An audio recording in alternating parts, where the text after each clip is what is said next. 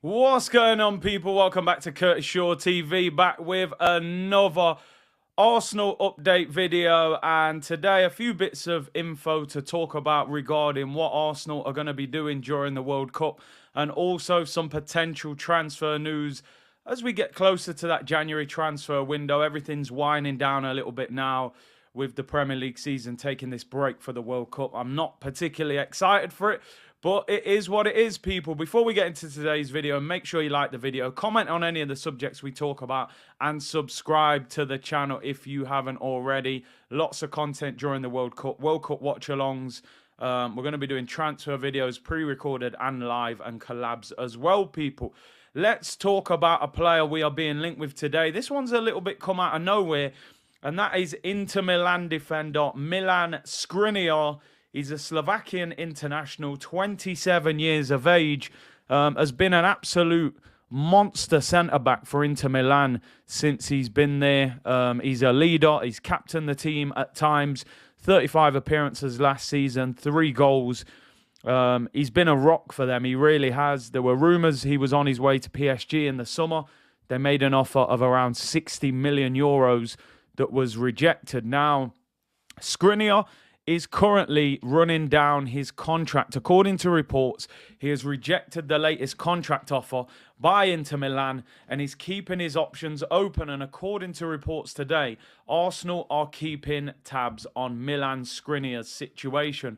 Although it is believed Skriniar would only consider a move to Arsenal if they were in the Champions League, which does look very likely at the moment with the way our season is currently going. Now, we saw in the summer Arsenal were very much interested in Lisandro Martinez, who obviously ended up at Manchester United, which does indicate that Mikel Arteta is interested in bringing in a centre-back. Now, Skriniar is a little bit different to Lisandro, but he is very aggressive. Not a left-sided centre-back, but he is very, very good, very combative. And at 27, you know, you would say coming towards the peak of his career as a centre-back. What do you think about Skriniar, people? Would you be happy bringing him to Arsenal? Apparently, the wage demands are high with the fact that he would be a free agent. He earns around £90,000 a week at the moment.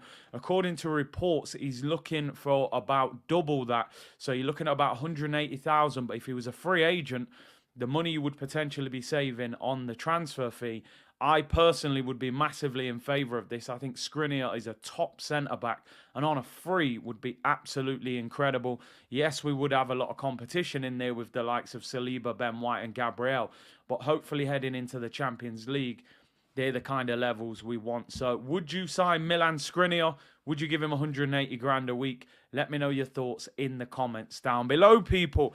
Let's talk about Mudryk, of course, Daily Mudryk, the car park Neymar, as I famously called him. He did an interview, people, in the Ukraine with Zinchenko's wife, funnily enough. Surely this is a deal that Arsenal can get done if they're prepared to pay the asking price. He seems to be forever talking about the football club. And he did an interview with Zinchenko's wife, Vlada. And he said, "I follow Arsenal closely. They're a very dynamic side. One surprise for me was how many Arsenal fans followed me. No other club's fans have interacted as much as them. They always tell me, come to us." So the Arsenal fans doing what they need to do. We've always said, listen, if someone goes missing or you need to find someone, get the Arsenal social media fan base. They will find anyone. You know, they hunted down Isaac's car that time. But Mudryk, the fans are telling him to join the club.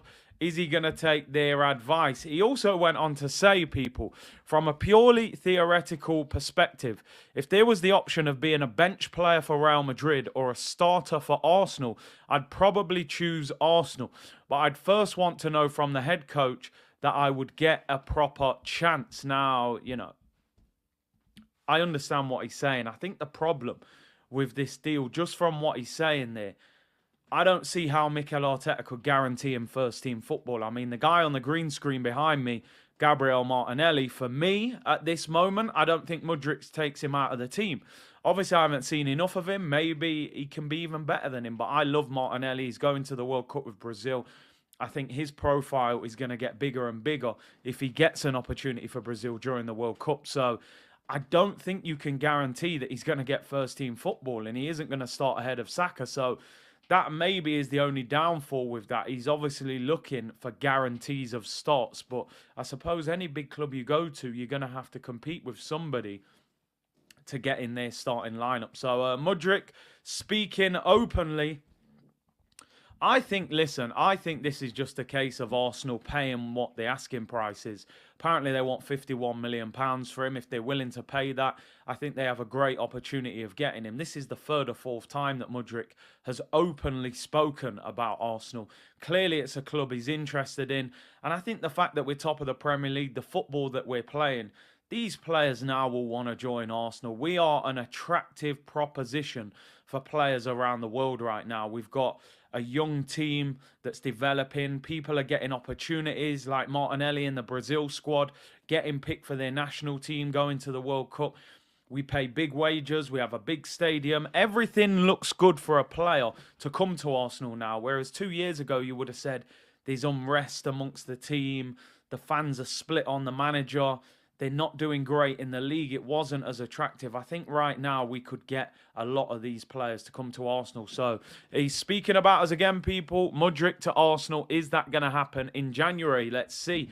Let's talk about what Arsenal are going to be doing during the World Cup, people. They confirmed yesterday that they will be heading off to Dubai, warm weather training for the Dubai Super Cup that will feature Arsenal, Liverpool, Lyon and AC Milan. Arsenal will not play against Liverpool in this tournament. Obviously, due to the fact that we're in the Premier League, we've still got to play them away from home. They don't want to give anything away. But we'll be playing against Lyon, former Arsenal player and captain, actually, Alexander Lacazette. I'm sure we'll be featuring in that game. Obviously, he hasn't been called up to the French squad for the World Cup. We play against Lyon on the 8th of December over there in Dubai. They travel over there on the 4th of December. The second game will be on the 13th of December, and that will be against AC Milan. I think the likes of Tomori and people like that will be playing. Obviously, anybody that hasn't gone to the World Cup, former Arsenal player Olivier Giroud won't feature in that as he's gone to the World Cup with the French national team. But obviously, I think why they've done it, because of the warm weather, it's in close proximity to Qatar where the World Cup is, and there is a belief there that any player that is eliminated from the World Cup early, you can simply go from Qatar to Dubai, catch up with the team, and hopefully feature in these games. So we'll see how this competition goes. There is also a rumour that Arsenal will play against Barcelona on the 17th of December at the Emirates Stadium. So that would be a bit of a glamorous tie as they get prepared for the game against West Ham on the 26th. So games to look forward to. I believe there's a game at the end of the month, I think the 29th against Watford. That will be behind closed doors. Then, obviously, the 8th against Lyon, 13th against Milan, and the 17th against Barcelona. And one player who we're hoping will feature is Emile Smith-Rowe. As we've said many times, like a new signing, as Arsene Wenger used to say, it is believed he will travel to Dubai with the Arsenal squad. He is nearing full fitness. And it is believed by the end of the month he will be back in full training. And I honestly believe Emile Smith-Rowe can make a huge difference to this Arsenal squad and team in the second part of this season. He scored over 10 goals last season. And Gareth Southgate was saying in his press conference that Smith-Rowe was very much under consideration to go to the World Cup because of his versatility as well. His ability to play in the 10 role, the 8 role, play on the left, maybe on the right. And unfortunately, the injury has held him back. But I think he can have a big say in the second half of the season, people, moving forward. Thank you very much for tuning in today. Short and sharp today. Let me know about what we've spoken about. Eye Skriniar, would you take him at Arsenal on a free? Big wages, but a big player, in my opinion, 27 years of age. Mudryk, every day we seem to speak about him. He's done an interview speaking about Arsenal again. Surely it's a come and get me plea to Mikel Arteta from him. And obviously Arsenal have confirmed they are heading to Dubai, warm weather training, friendlies against Lyon and AC Milan. And Smith-Rowe should feature on the tour. Thank you very much for tuning in, people. I will be back tomorrow. And Thursday and Friday, we're going to start previewing the World Cup, do some predictions and things like that, people. So make sure you keep it locked here on Curtis Shaw TV. Bless.